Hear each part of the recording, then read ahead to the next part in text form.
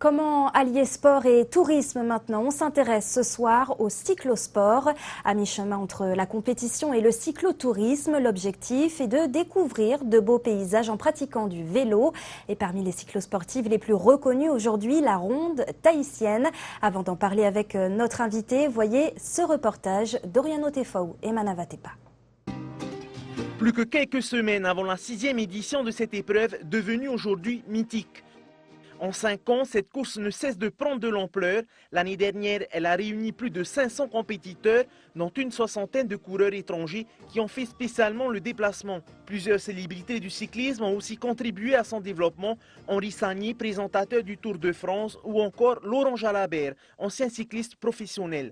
Aujourd'hui, cette cyclosportive Made in Fénois est mondialement reconnue. La course en elle-même, c'est une des plus belles, je pense, du monde, avec le Tour de l'île et on va dire la scène mythique du Tara avec le lancer de fleurs. Donc voilà, pour la découverte de l'île, c'est vraiment super. Chaque année, d'autres grands événements sportifs dans le monde, comme le marathon de New York ou celui de Paris, attirent des milliers d'athlètes.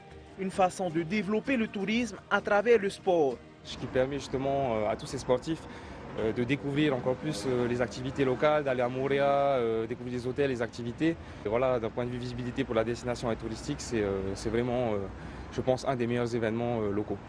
La fédération tahitienne voit d'un bon œil le développement de cet événement, même si elle espère surtout une amélioration du réseau routier. On a une seule route qui fait tout le tour de l'île et ça commence à être problématique, notamment en matière de sécurité pour justement canaliser tout le monde et notamment les automobilistes lors de nos organisations parce qu'ils ne respectent pas forcément le fait qu'on ait des compétitions sur route et ça devient de plus en plus dangereux puisqu'on n'a pas cessé de vendre des véhicules depuis 20 ans alors que le réseau routier n'a pas changé. En attendant, la ronde tahitienne affiche de nouvelles ambitions. En 2018, elle accueillera 296 touristes de croisière et férus du vélo. Avant de participer à la ronde, ils profiteront de nos spots paradisiaques. Benoît Rivals, bonsoir. Bonsoir. Alors vous êtes donc président du Vélo Club de Tahiti, également organisateur de la ronde tahitienne.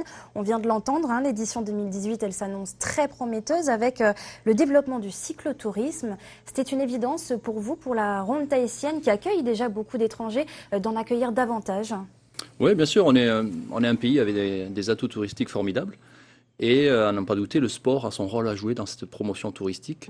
Donc on a mis en place un package en 2014 de manière à pouvoir intéresser les participants étrangers à venir. Il n'a cessé de grandir et régulièrement on est contacté par des gens de l'étranger qui veulent venir. Un beau jour, on a eu un contact d'une agence américaine qui nous a proposé un projet grandiose pour 2018. Donc ce seront des croisières. Est-ce qu'on peut en savoir davantage? Voilà, donc c'est une agence qui est spécialisée dans des séjours via croisière, c'est-à-dire que les gens embarquent sur un bateau, découvrent le pays, vont d'escale en escale et à chaque fois ils font une petite balade à vélo de manière à découvrir les lieux. Donc c'est ce qui va se passer en 2018 à Tahiti avec le bateau Wind Spirit où principalement des Américains et Canadiens embarqueront. Et ils embarqueront avec leur vélo également? Ils embarqueront avec leur vélo, ils iront à Moorea, ils feront tout le tour des îles sous le vent. À chaque île, ils découvriront l'île et ensuite, à la fin de la croisière, ils participeront à l'épreuve de la ronde tahitienne. Ça a été un long travail? Ça fait 1 an qu'on travaille dessus. Le travail consiste vraiment à préparer ce projet et puis ensuite à le vendre. Et on a été extrêmement surpris puisqu'en 24 heures, tout a été vendu. Et on a souhaité faire une deuxième croisière, donc juste après la ronde tahitienne, et elle a été vendue en 2 heures. Donc ça va faire à peu près combien Ça fera 292 cyclistes exactement qui ont confirmé leur venue pour 2018. Qu'est-ce qui pousse selon vous les gens à tenter l'expérience au-delà des beaux paysages polynésiens? Je crois qu'ils ont envie, il y a beaucoup de gens qui voyagent dans le monde pour le sport, grâce au sport en tout cas, et ils ont envie de découverte.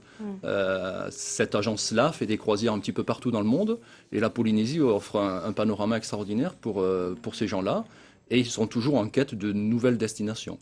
Et le support de la ronde tahitienne est intéressant, puisqu'ils vont venir grâce à ça, mais en plus ils vont faire beaucoup de tourisme et découvrir les îles. Donc c'est, je pense, très bien pour le pays. Une très belle initiative. On va revenir quand même sur l'édition 2017 qui aura lieu le 21 mai prochain. Il y a déjà plus de 80 étrangers inscrits pour cette édition. L'année dernière, il y a eu plus de 500 participants. Vous en attendez davantage cette année? Il y a plus d'étrangers inscrits déjà. On a dépassé le cap des 80 étrangers pour 2017. On a un parrain extraordinaire qui est Bernard Hinault, qui sera là Alors pendant 2 semaines. Qui est Bernard Hinault? Bernard Hinault, c'est un grand champion. Il a gagné 5 fois le Tour de France. Il a été champion du monde. C'est certainement un des plus grands cyclistes français de l'histoire et parmi les plus grands de toute l'histoire du vélo. Donc il sera là, il est connu. Ce sera l'ambassadeur de l'événement 2017. Ça sera le parrain. Aux côtés d'Henri Sagnier, comme chaque année. Exactement, exactement. Et donc avec la venue de ces gens-là, je pense que ça va fédérer autour et on devrait être encore plus nombreux à passer la barre des 500. Les parcours seront les mêmes avec toujours des découvertes de paysages polynésiens? On maintient le package touristique. La grande majorité des gens qui viennent de l'étranger ont opté pour le package touristique. Donc, c'est-à-dire ils passeront 3 jours à Moorea avec nous. On leur fait découvrir tout un tas d'activités. Et ensuite, ils participent à la ronde tahitienne. Donc, ils allient vraiment tourisme et sport. Alors, pour s'inscrire, c'est déjà là, c'est fait? Est-ce qu'on peut s'inscrire ou il y a une date Localement, pour s'inscrire, ça sera ouvert à partir du 24 avril. Il y a 5 semaines pour s'inscrire et on offre à chacun un maillot qu'il devra porter pendant l'épreuve. Donc, à partir du 24 avril. Alors, dernière question, Benoît, la ronde tahitienne, c'est aussi un événement caritatif puisque tous les fonds récoltés vont à la FRAT. Est-ce que cette année, à la fraternité chrétienne, pardon, je précise, est-ce que cette année, vous allez réitérer l'opération? Oui, on continue. Ça s'est très bien passé l'année dernière. 200 000 francs, il me semble, Oui, l'année on a dernière, récolté 200 000 francs pour eux. Ça a permis de financer l'achat de matériel sportif. Donc ces enfants handicapés sont intégrés à nouveau à la ronde tahitienne. Ils pourront prendre le départ pour ceux qu'ils peuvent. Et le but, c'est de continuer à acheter du matériel sportif pour qu'ils puissent faire du sport toute l'année. Et donc ça sera reconduit. Les enfants vont s'occuper de la conférence de presse juste avant l'épreuve. Et ils vont nous montrer tout ce qu'ils font, tout ce qu'ils peuvent faire comme sport. Et le parrain sera Bernard Hinault qui viendra à leur rencontre. Ben voilà, on souhaite une belle édition 2017 et 2018 en projet. Merci beaucoup. Merci Benoît Rivals pour votre intervention ce soir dans ce journal.